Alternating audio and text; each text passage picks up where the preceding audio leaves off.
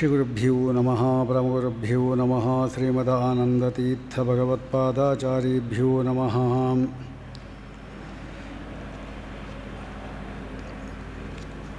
ನಾರಾಯಣಂ ಸುರಗುರುಂ ಜಗದೇಕನಾಥಂ ಭಕ್ತಪ್ರಿಯಂ ಸಕಲಲೋಕನಮಸ್ಕೃತಂ ಚ ತ್ರೈಗುಣ್ಯವಜ್ಜಿತಮಜಂ ವಿಭುಮಾದ್ಯಮೀಶಂ ವಂದೇ ಭವಗ್ನಮರಾಸುರಸಿದ್ಧವಂದ್ಯಂ. ಯೋ ವಿಪ್ರಲಂಬ ವಿಪರೀತಮತಿಪ್ರಭೂತವಾದಾನ್ ನಿರಸ್ತಗತವಾನ್ ಭುವಿ ತತ್ವವಾದಂ ಸರ್ವೇಶ್ವರೋ ಹರೀತಿ ಪ್ರತಿಪಾದಯಂತಂ ಆನಂದತೀರ್ಥಮುನಿವರ್ಯಮಹನ್ನಮಾಮಿ. ಭವತಿ ಯದನುಭಾವಾದೇಡಮೂಕೋಪಿ ವಾಗ್ಮಿ ಜಡಮತಿರಪಿ ಜಂತುಃ ಜಾಯತೆ ಪ್ರಾಜ್ಞಮೌಲಿಃ. ಸಕಲವಚನಚೇತೋ ದೇವತಾ ಭಾರತೀ ಸ ಮಮ ವಚಸಿ ನಿಧತ್ತಾಂ ಸನ್ನಿಧಿಂ ಮಾನಸೀ ಚ ಯೋऽन्तಃಪ್ರವಿಶ್ಯ ಮಮ ವಾಚಮಿಮಾಂ ಪ್ರಸುಪ್ತಾಂ ಸಂಜೀವಯತ್ಯಖಿಲಶಕ್ತಿಧರಸ್ವಧಾಮ್ನಾ ಅನ್ಯಾಂಶ್ಚ ಹಸ್ತಚರಣಶ್ರವಣತ್ವಗಾದೀನ್ ಪ್ರಾಣಾನ್ ನಮೋ ಭಗವತೆ ಪುರುಷಾಯ ತುಭ್ಯಂ. ಕಾಮಧೇನುಃ ಯಥಾ ಪೂರ್ವಂ ಸರ್ವಾಭೀಷ್ಟಫಲಪ್ರದಾ ತಥಾ ಖಲು ವಾದಿರಾಜಃ ಶ್ರೀಪಾದೋऽಭೀಷ್ಟದಃ ಸದಾಂ. ಮುಕೋಪಿ ಯತ್ಪ್ರಸಾದೇನ ಮುಕುಂದಶಯನಾಯತೆ ರಾಜರಾಜಾಯತೆ ರಿಕ್ತಃ ರಾಘವೇಂದ್ರಂ ತಮಾಶ್ರಯೇ. ಆಪಾದಮೌಲಿಪರ್ಯಂತಂ ಗುರುಣಾಮಾಕೃತಿಂ ಸ್ಮರೇತ್ ತೇನ ವಿಘ್ನಾಃ ಪ್ರಣಶ್ಯಂತೆ ಸಿದ್ಧ್ಯಂತಿ ಚ ಮನೋರಥಾಃ. ಲಸತು ಶ್ರೀಮದಾನಂದತೀರ್ಥೇಂದುರ್ನೋ ಹೃದಂಬರೆ ದ್ವಿಷಶ್ಚಂದ್ರಿಕಾ ಸ್ವಾಂತಸಂತಾಪಂ ವಿನಿಕೃಂತತಿ. ಶಿವರಾತ್ರಿ ಪ್ರಯುಕ್ತವಾಗಿ ರುದ್ರದೇವರ ಮಹಿಮೆಗಳನ್ನು ಮತ್ತು ಅವರ ತತ್ವಗಳನ್ನು ತಿಳ್ಕೋಬೇಕು ಅಂಥೇಳಿ ಈ ಪ್ರವಚನವನ್ನು ಏರ್ಪಡಿಸಿದ್ದಾರೆ. ರುದ್ರದೇವರ ಬಗ್ಗೆ ಯಾವ ರೀತಿ ತಿಳ್ಕೋಬೇಕು ಅದಕ್ಕಿಂತ ವಿರುದ್ಧವಾಗಿ ತಿಳ್ಕೊಂಡವರೇ ಜಾಸ್ತಿ ಇರೋದು.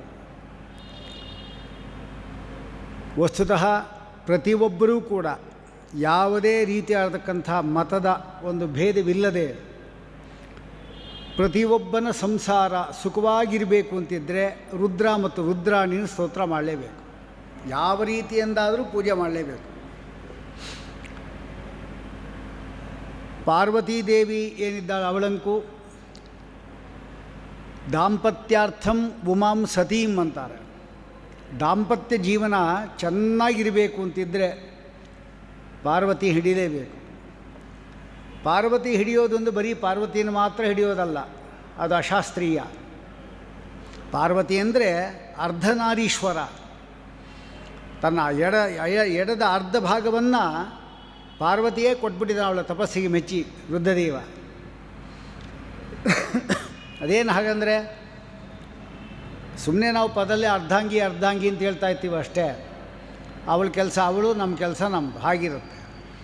ಆದರೆ ಪಾರ್ವತಿ ಮತ್ತು ಪರಮೇಶ್ವರ ಹಾಗಲ್ಲ.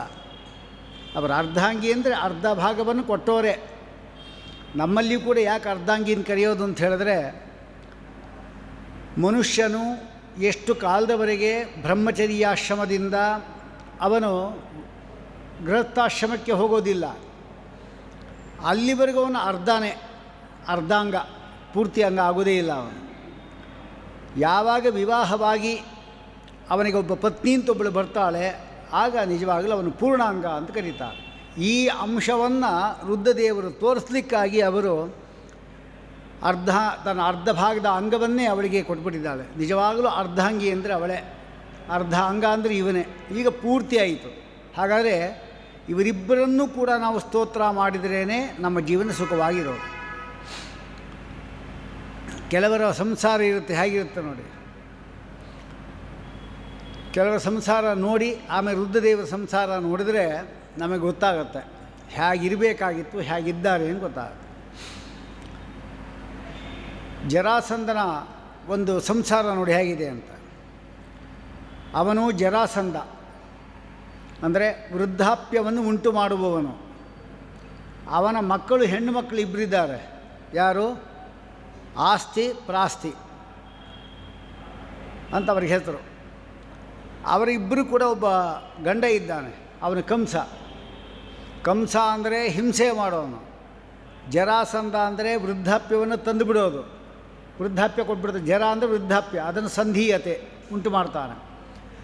ಆಸ್ತಿ ಪ್ರಾಸ್ತಿ ಅಂತ ಹೇಳಿದ್ರೆ ಸಂಶಯ, ಆಮೇಲೆ ವಿಪರ್ಯಯ. ವಿಪರ್ಯಯ ಅಂತ ಭ್ರಾಂತಿ. ಅವರಿಬ್ಬರೂ ಸಂಶಯ ವಿಪರ್ಯಯ. ಇವನು ವೃದ್ಧಾಪ್ಯ ಕೊಡ್ತಾನೆ, ಇವನು ಹಿಂಸೆ ಮಾಡ್ತಾನೆ. ನಮ್ಮ ಜೀವನ ಹೀಗೆ ಇರೋದೀಗ. ಕಂಸ ಏನಿದ್ದಾನೆ, ಕಂಸನ ವ್ಯವಹಾರ ನಮ್ಮದು ಎಲ್ಲ ಕಡೆ ಹಿಂಸೆ. ನಾವು ಸ್ವಾರ್ಥದಲ್ಲಿ ಬದುಕಿದ್ರಾಯಿತು ಅಷ್ಟೇ. ಆ ರೀತಿ ನಾವಿದ್ದೇವೆ. ಸಂಶಯ ಮತ್ತು ವಿಪರ್ಯ. ಪರಮಾತ್ಮ ಗುಣಪರಿಪೂರ್ಣನೋ ಸಂಶಯ. ಪರಮಾತ್ಮ ನಮ್ಮಾಗೆ ಬಿಡಿ ಅಂತ ಹೇಳಿಬಿಟ್ರೆ ವಿಪರ್ಯ, ಭ್ರಾಂತಿ. ಈಗಂಗೆ ಆಗ್ತಾ ಇರುವಾಗಲೇ ಯಮಧರ್ಮ ಬಂದೇ ಬಿಡ್ತಾನೆ, ಜರಾಸಂಧ ಬಂದೇ ಬಿಡ್ತಾನೆ. ನೋಡಿ, ಅವರ ಅಂಶ ಹಾಗಿರುತ್ತೆ. ಪಾರ್ವತಿ ಪರಮೇಶ್ವರ ಅಂಶ ನೋಡಿ ಹೇಗಿದೆ. ಪಾರ್ವತಿ ಶಕ್ತಿ ಮಾತೆ, ಪರಮೇಶ್ವರ ಪಶುಪತಿ. ನಾವೆಲ್ಲರೂ ಕೂಡ ಪಶುಗಳು ಅವನ ಮುಂದೆ. ಆ ಪಶುಗಳೆಲ್ಲ ನಿಯಮನ ಮಾಡತಕ್ಕಂಥ ಒಬ್ಬ ವ್ಯಕ್ತಿ ಇರ್ತಾನೆ. ಅದರಂತೆ ಈ ರುದ್ರದೇವ ಇಡೀ ನಮ್ಮ ಎಲ್ಲ ಮನುಷ್ಯರನ್ನೂ ಕೂಡ ನೋಡಿಕೊಳ್ಳತಕ್ಕಂಥ ನಿಯಾಮಕನಾಗಿರ್ತಕ್ಕಂಥ ರುದ್ರದೇವ ಅವನು. ನಾವು ಪಶುಗಳು, ಅವನ ಪಶುಪತಿ. ನಿಜವಾಗಲು ಅವನು ಹಾಗಿದ್ದಾನೆ. ಅವನದೇ ಒಂದು ಮತ ಇದೆ, ಶಿವನೇ ತಯಾರು ಮಾಡತಕ್ಕಂಥ ಒಂದು ಮತ ಇದೆ, ಪಾಶುಪತ ಮತ ಅಂತ ಅದಕ್ಕೆ ಹೆಸರು. ಪಶುಪತಿ ರುದ್ರ, ಅವನ ಮತ ಪಾಶುಪತ. ವಸ್ತುತಃ ಪುರಾಣಗಳಲ್ಲಿ ಮತ್ತು ಕೆಲವು ಮತಗಳಲ್ಲಿ ಶಿವ ಇಬ್ಬರಿದ್ದಾರೆ ಅಂತ ಹೇಳ್ತಾರೆ. ಒಬ್ಬನು ಶಿವ, ಇನ್ನೊಬ್ಬನು ಪರಮಶಿವ ಅಂತ. ಒಬ್ಬನು ಈಶ್ವರ, ಇನ್ನೊಬ್ಬನು ಪರಮೇಶ್ವರ ಅಂತ. ಹೀಗೆ ಎರಡು ಭಾಗ ಕೂಡ ಹೇಳಿದ್ದು ಕಂಡು ಬರುತ್ತೆ. ಅದು ವಸ್ತುತಃ ಇಬ್ಬರು ಒಂದೇನೆ. ಶಿವನಲ್ಲಿ ಎರಡು ಮಾಡಲಿಕ್ಕೆ ಹೋಗಬಾರ್ದು. ಈಶ್ವರ ಅಂದರೆ ನಮ್ಮ ಮತ ಪ್ರಕಾರವಾಗಿ ರುದ್ರದೇವನಿಗೆ ಈಶ್ವರ ಅಂತ ಕರಿತೀವಿ.